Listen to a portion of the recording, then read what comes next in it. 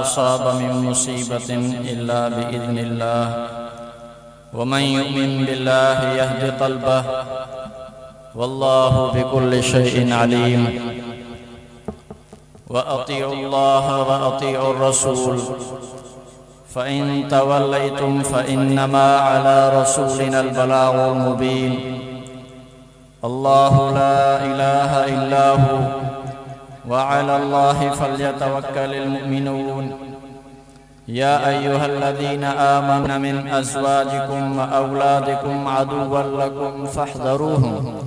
व इन ताफ़ू व तस्फ़हू व तग़फ़िरू फ़इन्नल्लाह गफ़ूरुर रहीम। इन्नल्लाह व मलाइकतहु युसल्लूना अलन नबी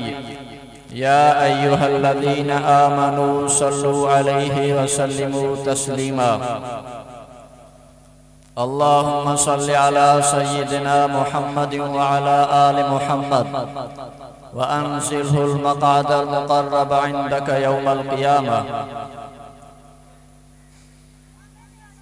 अज़ीज़ान गिरामी, सूरत तग़ाबुन जे बेरुकूअ जूं चंद आयतूं अवां जे साम्हूं तिलावत थियूं आहिनि।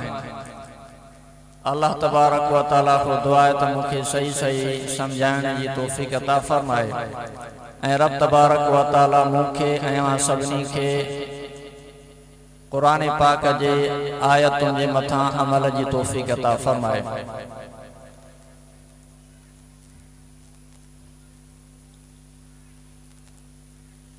हज़रात उलमाए किराम स्टेज ते मौजूद आहिनि। उन्हनि जी मौजूदगी में मुंहिंजो ॻाल्हाइण बेअदबी आहे, पर पंहिंजे उस्तादनि जो सबक़ जेके अल्लाह तबारक व तआला तव्हां ऐं असांखे रसूलुल्लाह सल्लल्लाहु अलैहि वसल्लम दिल मुबारक ते कुरान पाक जा नक्श मुनक्कश फरमाया हुआ वांजे सामूं उहे पेश कबा।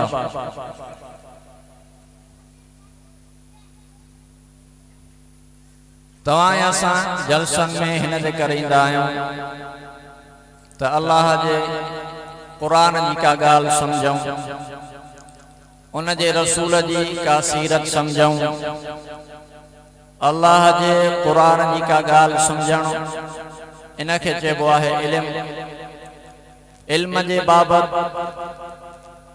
हिकिड़ी हदीस मुबारक ईंदी आहे। हज़रत सफ़वान रज़ी अल्लाहु ताला अन्हु फरमाए थो, मां हिकु दफ़ा अल्लाह जे रसूल जी ख़िदमत में वञी रहियो हुउसि। पाण करीम सल्लल्लाहु अलैहि वसल्लम जन खे हिकिड़ी ॻाढ़ी चादर हुई, जहिड़ी तरह ही मुंहिंजो रुमाल धारी धार आहे, अहिड़ी तरह अल्लाह जे रसूल सल्लल्लाहु अलैहि वसल्लम जन खे हिकिड़ी चादर मुबारक हुई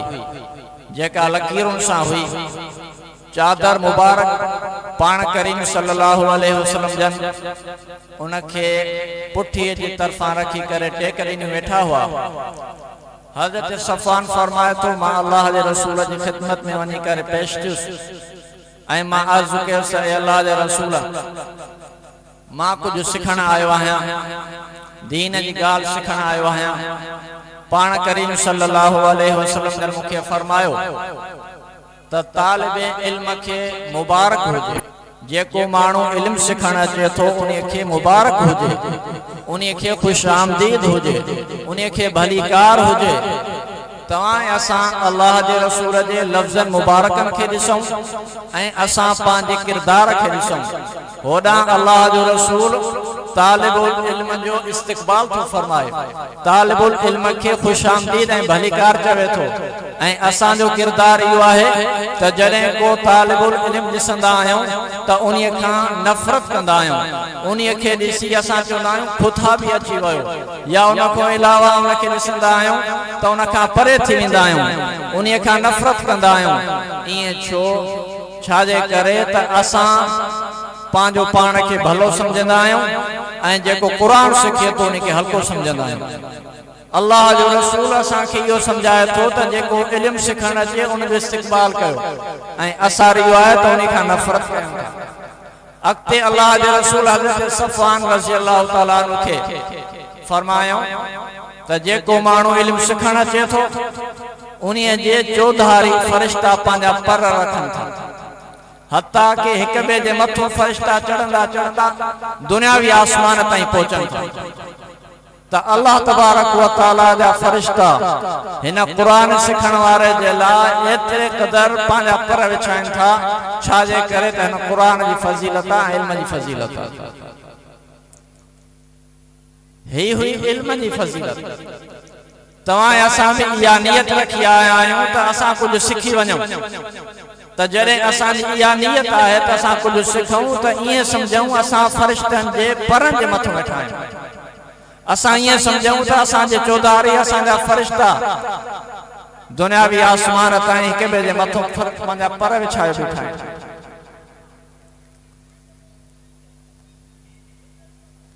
ऐं असां इन में नियत बि सुठी रखूं सिर्फ इहो मक़सद न हुजे त जलसे जो पिंडाल भरणो आहे सिर्फ इहो मक़सद न हुजे त काशे खाई पी अचणी आहे न न मक़सद इहो हुजे त असां काशे सिखूं ऐं असां पंहिंजे अंदर में उहा ॻाल्हि रखूं उन खां बाद उन ते अमल करण जी कोशिश बि कयूं हदीस पाक में ईंदो आहे अल्हम्दुलिल्लाह तमलाउल मीज़ान जेको माण्हू हिकु दफ़ा अल्हम्दुलिल्लाह हिकिड़ो तराज़ू भरिजी थो वञे पलड़ो भरिजी थो वञे जेकॾहिं हिकिड़े पासे में पूरी दुनिया रखिजे सिज चंड तारा कतियूं आसमान ज़मीनूं सभई जेकॾहिं रखजनि त हिक पासे ज़मीनूं हिक पासे आसमान हिक पासे पूरी दुनिया हुजे ऐं ॿिए पासे अल्हम्दुलिल्लाह हुजे त अल्हम्दुलिल्लाह चवण वारे जो वज़न उन खां वधीक आहे हा जॾहिं वज़न ईंदो आहे त वज़न असांजो कपह वांगुरु न आहे अल्हम्दुलिल्लाह चवण सां हिकिड़ो तराज़ू भरिजे थो उहो पलड़ो भरिजे थो उन में वज़न कहिड़ो आहे उन जो मिसाल मां ॾियां असां जॾहिं कपह वठंदा आहियूं कपह खे जेकॾहिं असां पलड़े में रखंदासीं त उन कपह में वज़न एतिरो न आहे जेतिरी उन में जसामत आहे जेतिरी असां कपह रखंदासीं उन उहो ॾेखारण में वधीक लॻंदी पर वज़न में घटि हूंदी आहे हाणे असां छा कंदा आहियूं उन कपह खे पाणी हणंदासीं पाणी हारींदासीं ताकि इन कपह में वज़न वधे जॾहिं वज़न वधंदो त पलड़ो जल्दी वज़नी थी वेंदो अल्लाह तबारक व तआला बि फरमाए थो बाना जॾहिं तूं को अमल करे थो उन में जेकॾहिं इख़लास अथी इहो इख़लास हिकिड़ो वज़न थी इख़लास हिकिड़ो पाणी आहे जॾहिं तूं कपह खे पाणी ॾिए थो त उहो पलड़ो वज़नी थी वञे अहिड़ीअ तरह जेकॾहिं तूं अल्हम्दुलिल्लाह चवण में पंहिंजी नियत सुठी रखंदे ऐं इख़लास वारी नियत हूंदे त पोइ इन अल्हम्दुलिल्लाह चवण सां पूरी दुनिया हिक पासे हुजे अल्हम्दुलिल्लाह ॿिए पासे हुजे तंहिंजे करे अल्लाह तबारक व तआला क़ुरान पाक जी शुरूआत बि अल्हम्दुलिल्लाह सां कई हुई सलात व सलाम जन खे कहिड़ियूं शयूं पसंदि हुयूं कहिड़ियूं शयूं नापसंदीदा तव्हां ऐं असां वेंदा आहियूं गपशप थी कचहरियूं थियूं ॻाल्हियूं थियूं वापसि हलिया वेंदासीं कूड़ ठकाव थिया राति जो कचहरियूं थियूं टे राति जा थी था वञनि अल्लाह जो ज़िक्र कोन्हे रसूलुल्लाह सल्लल्लाहु अलैहि वसल्लम जी हदीस मुबारक आहे जेको माण्हू राति जो सुम्हंदे सुम्हंदे अल्लाह जो ज़िक्र कंदे निंड करे थो बिस्तरे ते पियो आहे अल्लाह अल्लाह करे थो या ला इलाहा इल्लल्लाह पढ़े थो सुभान अल्लाह चवे थो अल्हम्दुलिल्लाह चवे थो अल्लाह अकबर चवे थो इहो बानो जॾहिं अल्लाह अल्लाह कंदे निंड करे थो अल्लाह तबारक व तआला इन बाने खे जेको जंहिं हंध ते पियो आहे इन बाने जे हंध खे अल्लाह मस्जिद बणाए छॾे ऐं जॾहिं इहो बानो निंड करे थो निंड कंदड़ खे इन जी निंड खे नमाज़ हाणे तव्हां ऐं असां ॾिसूं त असां सुम्हंदा आहियूं कहिड़े अंदाज़ में सुम्हंदा आहियूं छा असां ज़िक्र करे सुम्हूं था या असां कूड़ ठका हणी कचहरी करे सुम्हूं था जे असां ज़िक्र करे सुम्हूं था सुम्हंदे सुम्हंदे असांजी अखि लॻी वई त असांजो सुम्हणो असांजी निंड नमाज़ आहे ऐं असांजो हंधु असांजी मस्जिद आहे गोया कि इहो माण्हू सॼी राति मस्जिद में रहियो ऐं सॼी राति नमाज़ पढ़े एक दफ़ो जेकॾहिं माण्हू अल्लाह चवे थो इन जो मक़ाम ऐं मर्तबो एतिरो आहे जीअं असां ज़मीन ऐं आसमान जे मुफ़ासिले खे ॾिसूं था ज़मीन ऐं आसमान जो मुफ़ासिलो 500 सालनि जो आहे जेकॾहिं को माण्हू हिकु दफ़ा सिर्फ़ अल्लाह चवे थो क़यामत जे ॾींहुं इहो माण्हू जॾहिं हिकिड़ो जन्नत में पहुचंदो हिकिड़ो मथीं जन्नत में ॿियो हेठिएं तबके में हूंदो हेठियों मथे वारे खां पुछा कंदो त तूं मूंखां एतिरो अरसो 500 साल वॾो अरसो मूंखां मथे आहीं या ज़मीन आसमान जेतिरो फ़ासिलो मूंखां तूं मथे आहीं छाजे करे वो मथीं जन्नत वारो हेठीं जन्नत वारे खे चवंदो हिन जे करे त मां सिर्फ़ तोखां हिकु दफ़ा अल्लाह वधीक चयोसि तंहिंजे करे हिकु दफ़ा दिलि सां वरी अवां बि चओ अल्लाह इहो अल्लाह जो नालो एॾो मुअज़्ज़ज़ ऐं प्यारो आहे जेकॾहिं असां हिकु दफ़ा चऊं त असांजो मक़ाम एतिरो थी थो वञे ला इलाहा इल्लल्लाह चऊं था त उन्हीअ जो बि मक़ाम एतिरो आहे जेकॾहिं हिकिड़े पासे में रखूं त उन्ही जो वञे पूरी दुनिया हिकु पासे हुजे त उनजो वज़न घटि ला इलाहा इल्लल्लाह जो वज़न वधीक पाण करीम सल्लल्लाहु अलैहि वसल्लम ने एक दफ़ा हज़रत इस्मा रज़ी अल्लाह ताला अन्हु रिवायत फरमायो त रसूलुल्लाह सल्लल्लाहु अलैहि वसल्लम ने एक दफ़ा असांखे फरमायो अल्लाह के पसंदीदा शयूं कहिड़ियूं आहिनि ऐं अल्लाह के नापसंदीदा शयूं कहिड़ियूं आहिनि त हज़रत सहाबा किराम फरमायो साईं असांखे ख़बर कोन्हे पाण करीम सल्लल्लाहु अलैहि वसल्लम ने फरमायो अल्लाह के पसंदीदा शयूं आहिनि सुबहतुल हदीस नापसंदीदा शयूं आहिनि तहरीफ सुबहतुल हदीस छा आहे पाण करीम सल्लल्लाहु अलैहि वसल्लम ने फरमायो हिकिड़ो माण्हू उहो हुजे जेको गफ़लत में वेठो हुजे चुप कहीं वेठो हुजे ऐं ॿियो उहो माण्हू आहे जेको अल्लाह अल्लाह करे थो अल्लाह खे यादि करे थो इहे शयूं अल्लाह खे पसंदीदा आहिनि हिकिड़ा माण्हू कचहरी कनि था ऐं हीउ माण्हू वेठो दिलि में अल्लाह खे यादि करे तस्बीह करे थो सुभान अल्लाह पढ़े थो तहलील चवे थो ला इलाहा इल्लल्लाह पढ़े थो इहो माण्हू अल्लाह खे पसंदि आहे इन जूं ॻाल्हियूं इन जो अमल अल्लाह खे पसंदि आहे पाण साईं फरमायो तहरीफ छा आहे तारीफ़ उहा आहे तारीफ़ न तहरीफ तहरीफ उहा आहे जेको माण्हू कंहिंखां पुछा करे अबा छा हाल आहे तुंहिंजो पाण साईं फरमायो हिकिड़ो पड़ोसी पाड़ेसरी या को दोस्त उनखां पुछा तो करे तुंहिंजो हाल छा आहे हालांकि उहो माण्हू तबियत बि सही अथसि उथण वेहण बि सुठो अथसि सिहत बि अथसि मालो दौलत बि अथसि उन जे बावजूद बि चवे थो मुंहिंजो हाल बुरो आहे पाण साईं जन फरमायो इहो नापसंदीदा अमल अल्लाह खे बुरे में बुरो अमल तहरीफ इहा आहे अल्लाह हर शइ ॾे उन जे बावजूद बि नाशुक्री कयूं व क़लीलुम मिन इबादी शकूर अल्लाह ताला फरमायो शुक्र गुज़ार बाना मुंहिंजा थोड़ा अहिड़ी तरह फमिनकुम काफिर व मिनकुम मुमिन अल्लाह तबारक व तआला फरमायो तव्हां मां कुझु माण्हू काफिर बि आहिनि त कुझु मोमिन बि आहिनि काफिर जे लफ़्ज़ खे अल्लाह ताला अॻु में ज़िक्र फरमाए मोमिन खे बाद में इन जे करे तफ़सीर अनवारुल बयान वारे लिखियो आहे त काफिर कुफ्र में जॾहिं रहे थो ऐं काफिर माण्हू तव्हांखे दुनिया में वधीक नज़र ईंदा तंहिंजे करे अल्लाह ताला फरमायो फमिनकुम काफिरुन व मिनकुम मोमिन अल्लाह ताला उन जो दलील इहो ॾिनो क़लीलुम मिन इबादी शकूर शुक्रगुज़ार बाना थोड़ा आहिनि अल्लाह ताला तव्हां असांखे नेक अमल जी तौफ़ीक़ अता फरमाए मां जेके आयतूं तिलावत कयूं मा असाब मुसीबत इल्ला बिइज़्निल्लाह अल्लाह ताला फरमायो जेका तव्हांखे मुसीबत अचे थी मुंहिंजे हुक्म सां अचे थी मुंहिंजे इरादे सां अचे थी जेसि ताईं मुंहिंजो हुकुम ऐं मुंहिंजो इरादो न आहे मुंहिंजी इजाज़त न आहे तव्हांखे तकलीफ़ नथी अची सघे इब्न माजा जी हदीस आहे नबी अलैहिस्सलातु वस्सलाम ने फरमायो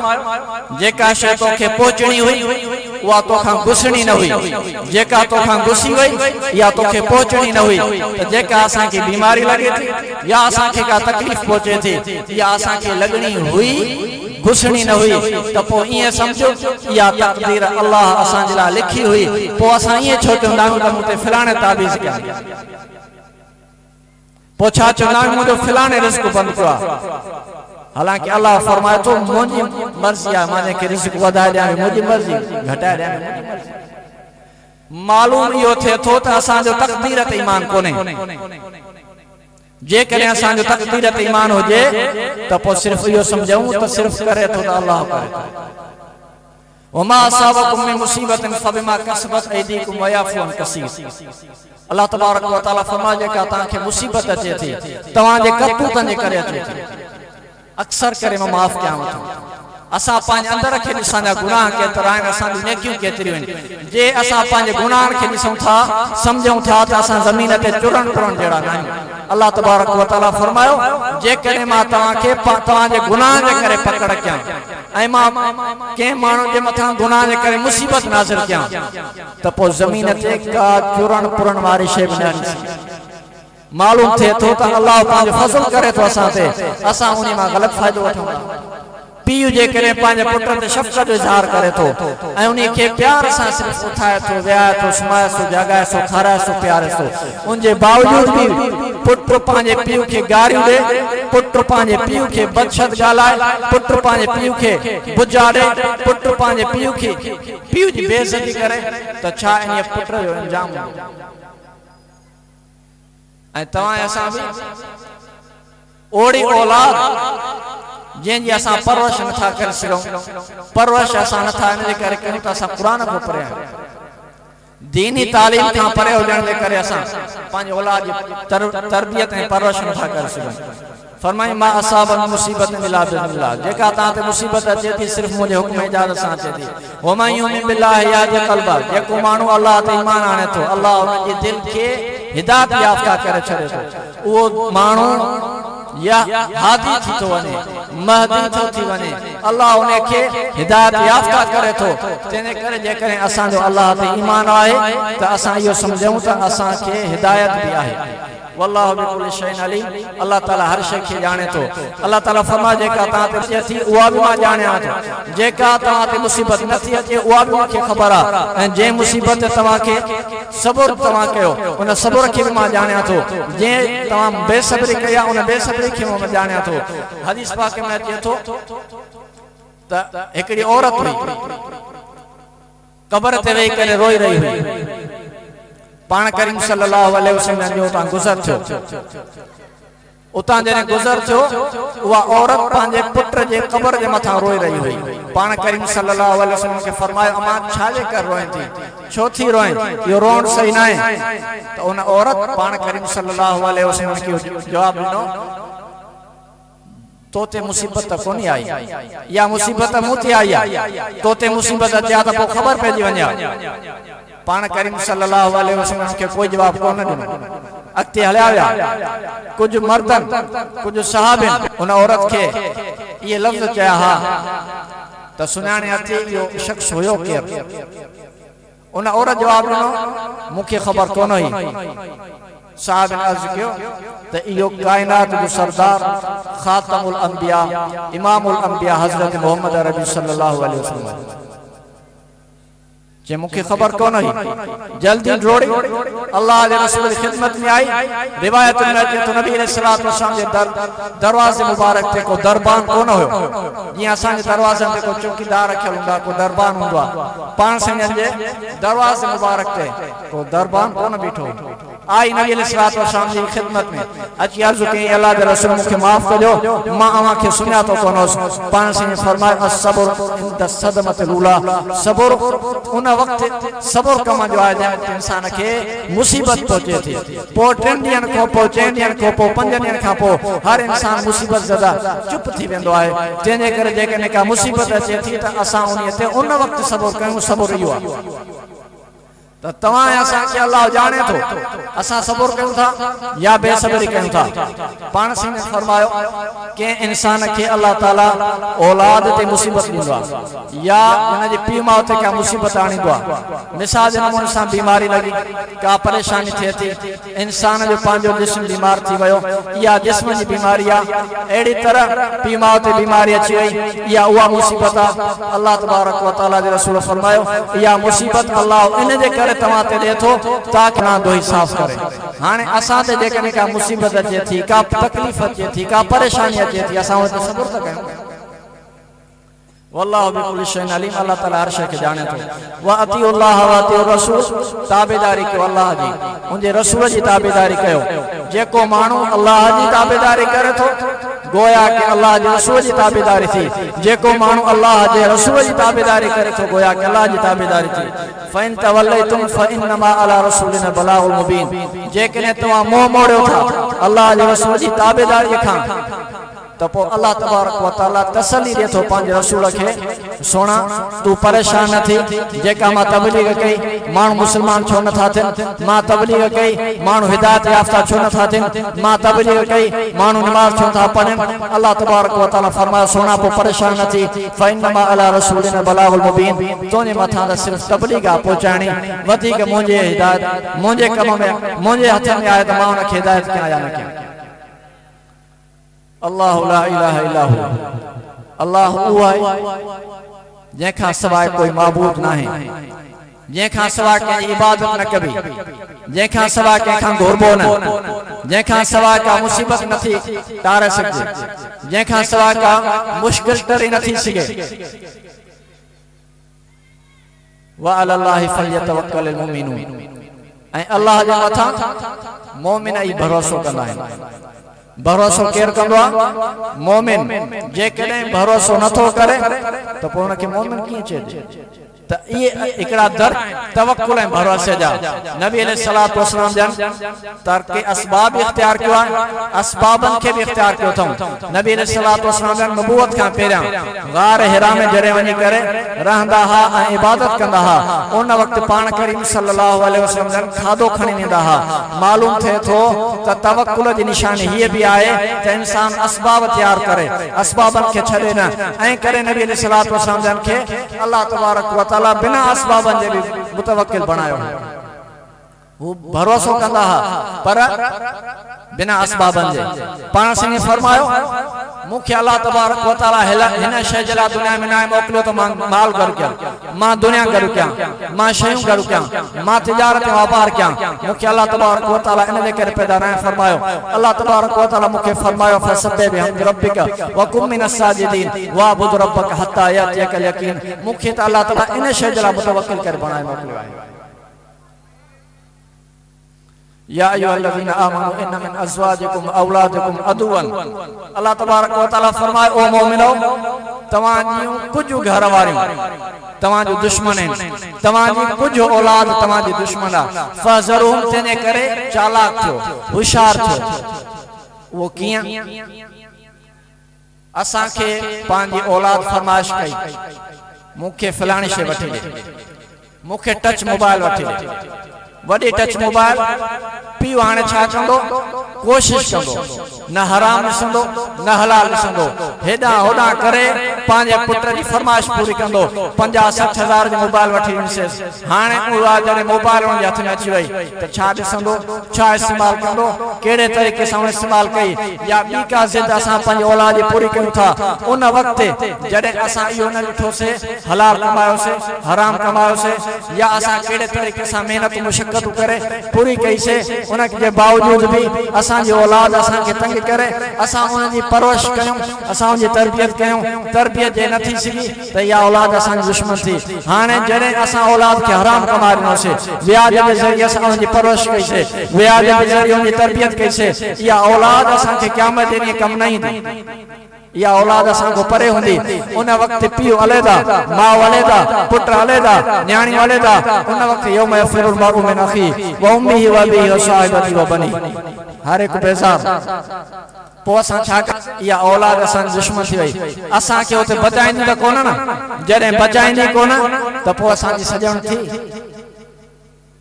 या असांजी सजण नथी थिए हिकिड़ी रिवायत मां पढ़ी आहे त क़यामत जे ॾींहुं हिकिड़ा माण्हू जन्नत में पहुचंदा पंहिंजी औलाद खे कोन ॾिसंदा हिकिड़ी रिवायत हीअं बि अचे थी त हिकिड़ी औलाद जन्नत में हूंदी पंहिंजे पीउ माउ खे कोन ॾिसंदी उते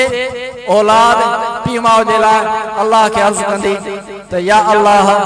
असां जन्नत में आहियूं असां पंहिंजे पीउ माउ खे त कोन था ॾिसूं असांजो अबो अमा जन्नत में छो न आहे जवाब इहो मिलंदो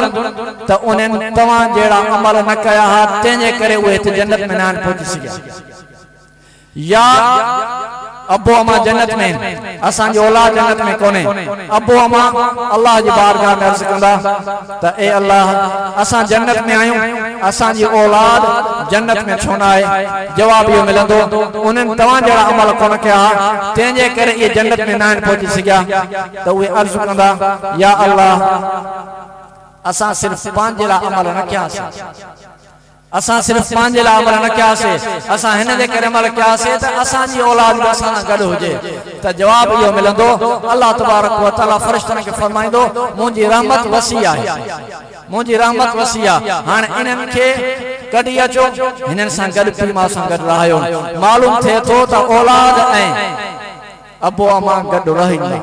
जन्नत में रहंदा वो तॾहिं जॾहिं असां अमल इन जे करे कयूं था त अल्लाह असां खां राज़ी थिए ऐं असांजी औलाद असां सां गॾु हुजे असां औलाद जी तरबियत नथा कयूं ऐं क़ुरान खां परे रखियोसीं दीनदारी खां परे रखियोसीं त इहा औलाद असांजी दुश्मन थी नथी या असांजी औलाद दुश्मन थी वेंदी पोइ गिरेबान दुनिया में छो न पकड़े क़यामत जे ॾींहुं असांखे गिरेबान पकड़े ईअं चवे त असांखे हिननि त गुमराह कयो वकुबराना फाज़लुना सबीला हे असांजा वॾड़ा हुआ हे असांजा सरदार हुआ हे असांजा अबो अमा हुआ असांखे करे सम्झायूं कोन त नमाज़ बि थींदी आहे क़ुरान बि थींदो आहे ज़िक्र अज़कार बि थींदा आहिनि त पोइ इहा ई औलाद लेकिन असांखे गिरेबान क़यामत ॾींहुं पकड़े त छा हाल हूंदो फ़ज़रुहुम तंहिंजे करे तव्हां चालाक थियो होशियार थियो वइन ताफ़ू व तस्फ़हू व तग़फ़िरू फ़इन अल्लाह गफ़ूरुर रहीम जेकॾहिं तव्हां दरगुज़र कंदो माफ़ कंदो बख़्शे छॾींदो त पोइ अल्लाह बि बख़्शींदड़ जेकॾहिं औलाद का ग़लती करे अचे थी उनखे माफ़ बि कयूं छो त अल्लाह फरमाए थो मां बि त गफ़ूर रहीम आहियां इन्नमा अमवालुकुम व औलादुकुम फितना औलाद ऐं माल तव्हांजे लाइ दुश्मन